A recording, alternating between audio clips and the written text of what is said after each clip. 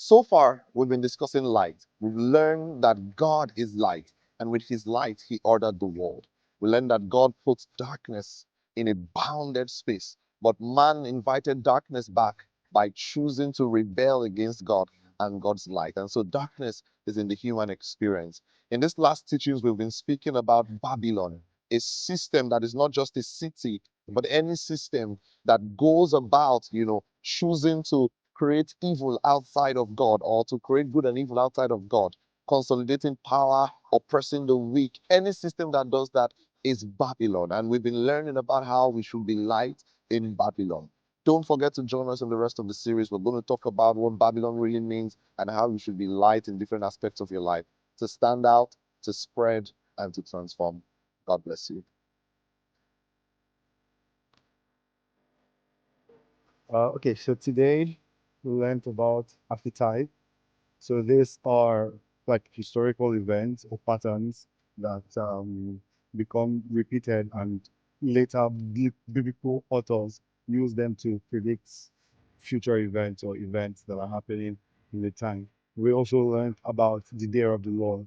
So we know that the day of the Lord is when God steps into earth to um, demand justice or to judge the earth for every darkness or every dark thing that has happened. So every time that there is a wicked, every time wickedness come together, God always steps in for the oppressed.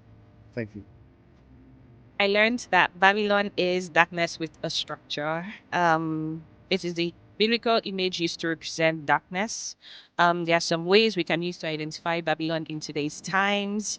Human power is exalted above God.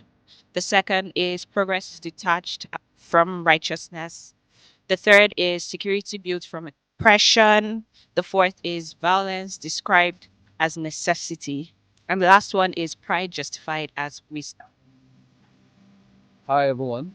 So today, one thing I learned was the fact that God is against wickedness in the world. And we learned about systems like Babel, Babylon, and Egypt. And the fact that in our time today, for example, there are systems of wickedness in the world today. Now God is really against. But now as light, we have to shine out into the world, to stand out in this time and to really show forth God's light in our world today.